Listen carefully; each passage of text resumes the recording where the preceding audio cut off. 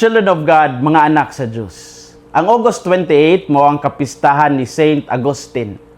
Ang kinabuhi ni San Agustin, usa ka istorya sa taas nga pagpangita sa kamatuoran, mga sayop nga desisyon o sa katapusan, dakong pagkakabig ngadto sa pagtuong Kristiyanos. Natawo si San Agustin dito sa Tagaste, North Africa niadtong 354 ug bisan Kristiyana ang iyang inahan nga si Santa Monica, wala siya dayon nagpuyo sumala sa pagtuo. Sa iyang pagkabatanon, nadala siya sa lain-lain nga mga filosofiya o mga pangandoy sa kalibutan, maingon ta. Og nahimo siyang amahan sa usa ka anak nga gawas sa kaminyoon. Apan wala gyud mohunong si Santa Monica sa pagampo alang kaniya ug sa paglaom nga usa ka adlaw, one day mubalik si Agustin sa Dios. Sa Milan dito sa Italy, nakaila si Agustin kang Saint Ambrose o hinay-hinay siyang nadani pag-usab sa Kristiyanong pagtuo. Sa usa ka higayon sa iyang lahom nga pakigbisog, si Agustin nakadungog og tingog nga daw nagingon, "Take and read." Og iyang gibasa ang usa ka teksto gikan sa sulat ni San Pablo ngadto sa mga taga-Roma nga nakatandog pag-adyo sa iyang kasing-kasing. Kinigikan sa kapitulo 13, versikulo 13 hangtod 14 nga nagkanayon. Let us behave decently as in the daytime, not in carousing and drunkenness, not in sexual immorality and debauchery, not in dissension and jealousy. Rather, clothe yourselves with the Lord Jesus Christ, and do not think about how to gratify the desires of the flesh. Sa binisaya pangahubad, nagkanayon, magtarong ta sa atong pagkinabuhi ingon nga mga tao nga anaa sa kahayag.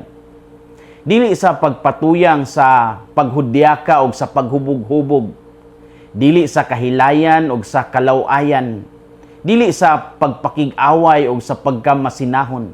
Hinuon, himua ang Ginoong Hesukristo nga imong tigpanalipod ug ayaw kamo padaog sa inyong lawasnong kaibog. Mao ni ang teksto nga nakapaaghat kang Agustin nga magtinarong na sa iyang kinabuhi og hangpon na gayud ang Kristiyanos nga pagtuo. Nabunyagan siya ni Saint Ambrose niadtong 387 ug human sa pagbalik sa Africa, nahimo siyang pari og sa kaulahian obispo sa Hippo. Gigamit niya ang iyang kaalam, ang iyang panahon, ang pagsangyaw, pagtudlo, pagsulat o pagdepensa sa pagtuo batok sa mga sayop nga mga pagtulunan. Bisan usa siya sa maingon ta labing bantugang theologian.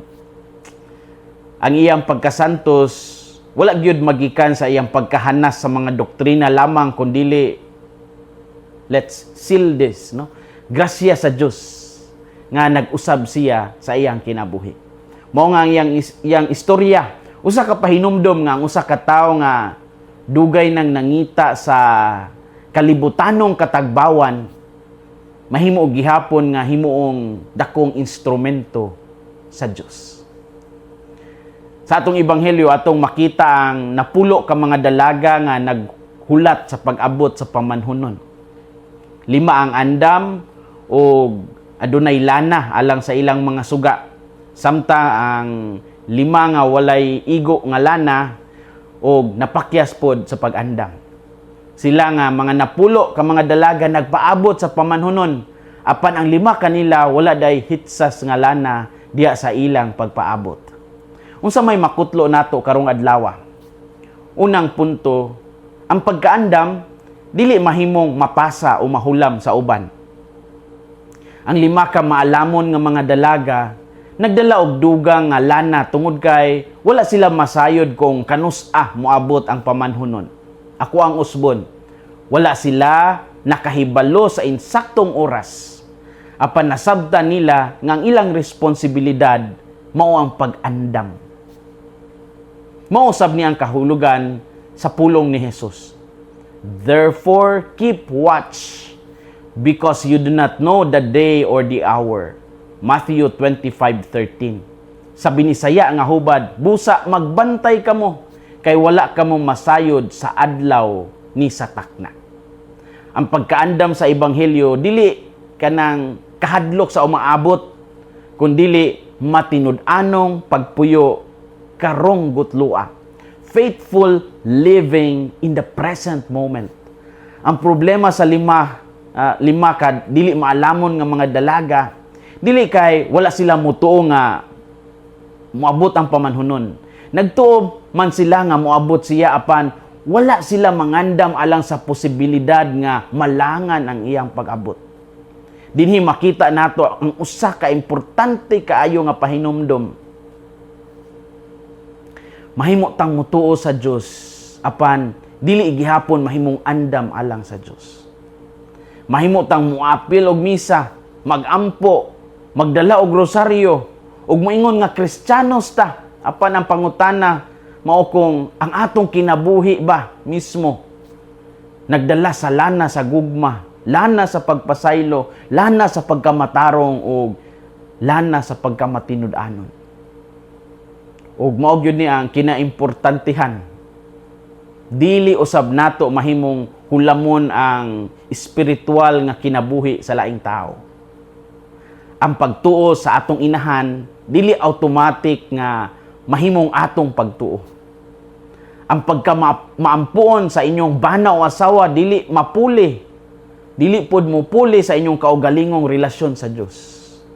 Non-transferable. Ang pagkamaayo nga tao sa inyong ginikanan dili mahimong inyong personal nga pagkabalaan. Adunay mga butang nga mahimong ipaambit. Apan adunay mga butang nga kinahanglan gayud nato nga buhaton mismo. Kita mismo ang mubuhat. Busa karon pangutan-on nato ang kaugalingon kung unsa nga lana ang naa sa atong mga suga. Tingali maayo tang musulti bahin sa Dios. Apan usahay kulang pud ta sa pagkamapasayloon. Tingali aktibo tang moapil sa simbahan. Apan dali pud tag dali gihapon tang masuko sa uban. Tingali daghan tag mga relihiyosong butang. Apan naay panahon nga gamay ra gyud nihit kayo ang atong gugma. Ang tinuod nga pagkaanda makita dili sa atong gisulti nga pagtuo kundi sa paagi nga atong gipuy-an ang atong pagtuo matag adlaw. Ang pagkaandam dili mahimong mapasa o mahulam sa uban. Ikaduhang punto, ayaw paabot sa krisis aron diha pa ka mahimong seryoso sa Dios. Ang makapahadlok sa istorya mao nga sa pag-abot sa pamanhunon, ulahin na ang 5 kadalaga sa pagpangita og lana. Dili sila dautan ng mga tao sa istorya apan wala sila maandam sa husto nga panahon. Sa laing bahin ang 5 ka maalamon, wala maghulat sa katapusang higayon aron makapangandam. Ang ilang kaalam makita sa ilang pagpangandam bisan wala pa moabot ang krisis. Mausab kini ang kahulugan sa spiritual watchfulness. Nang spiritual nga magbantay ganita. Ang pagbantay dili pasabot nga dili na ta matulog o dili pud pasabot na nga magkinabuhi ta nga kanunay hadlok nga basin mo kalitar abot ang katapusan sa kalibutan. Nagpasabot kini nga dili nato tugutan nga ang atong kasing-kasing makatulog samtang buhi pa ang atong lawas. Daghan kanato adunay mga ugma ugma nga atong gisaligan. Manyana habit ang tawag ana. Kana gani permi magdugay-dugay, kanang ugma na lang kumangayo og pasaylo. Ugma na lang kumuampo. Ugma na lang kumubalik sa simbahan. Ugma na lang ko makig-reconcile sa mga tao nga naikasuko kanako. Apan ang problema sa ugma na mentality baya no? Kay wala tay garantiya nga makaabot ta anang ugma na. Mag-unsa na lang kung urumon ta karong gabi. Mag-unsa na lang ni atong ugma-ugma no kung karong gabi mamatay na daay ta. Ang ebanghelyo nagtudlo nato nga ang maayong panahon sa pag-andam maong panahon nga naa kita karon. Dinhi mahimong makatandog ang hitabo sa kinabuhi ni San Agustin. Dugay siyang nagpuyo nga nag-ingon sa iyang kaugalingon nga tingali no Moabot ra ang panahon nga mausab siya. Apan wala niya gitugutan nga ang pagbag-o magpabilin nga usa lang kadamgo. Sa dihang nitunga ang grasya sa Dios ay ang kinabuhi, nitubag siya. Ang iyang istorya nag-ingon kanato nga dili paulahi ang pagbalik sa Dios. Apan dili usab maalamon nga kanunay ta maglangan-langan. Kung naay maayong butang nga pwede nato buhaton karon, buhata na. Ang Dios naghatag nato og panahon, dili aron abusaron nato kini, kundili atong gamiton kini alang sa atong pagkabalaan. Dili ta paabot sa krisis aron diha pa mahimong seryoso sa Dios. Story time. Sa ikalima nga siglo, ang Roman Empire nakasinati og seryoso nga political crisis, economic crisis, military crisis, ug apil na sad social life crisis. Ang mga pagsulong sa nagkalain-laing mga tribo nakapahuyang sa gahom sa Roman Empire. Ug niadtong 410 nasakop o gitulis sa Visigoths ang Roma. Mao nga niadtong 476 ang katapusan nga emperor nga si Romulus Augustulus na overthrow ug ang iyang pagkapukan mao ang gigamit isip symbolic date sa fall of the Roman Empire, pagkahugno sa imperyo sa Roma.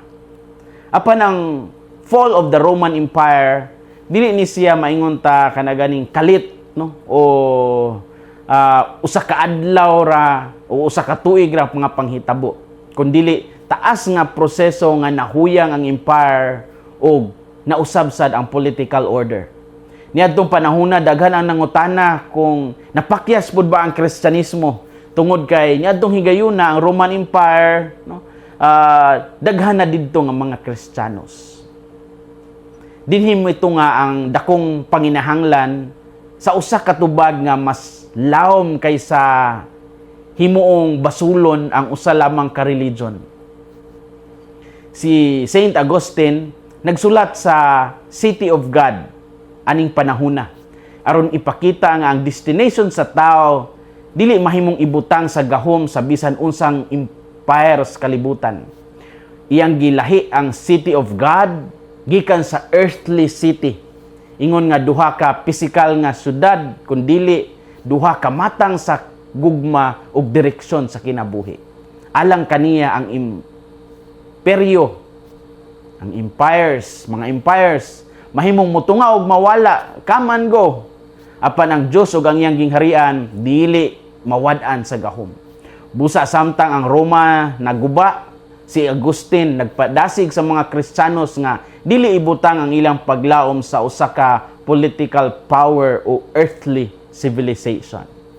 Mao nga kinahanglan kitang mangandam dili lamang alang sa kaugmaon sa kalibutan kundi alang sa katapusang pag-abot sa Dios. Children of God, mga anak sa Dios, dili na ta magpaabot pa og krisis sa atong pagtuo aron mathon ang atong natulog pa nga pagtuo. Pag-andam samtang aduna pay panahon. Ampo samtang aduna pay kahigayunan. Pasaylo ang tao nga dugay na nimong gidumtan. Pangayo og pasaylo kung ikaw ang nakasala. Ayaw langan-langan. Ang maayong butang nga mahimo nimo karon buhata na. Himoa nga adunay lana ang imong suga sa pagtuo. Ayaw pagsalig lamang sa pagtuo sa uban kay ikaw mismo gitawag sa Dios.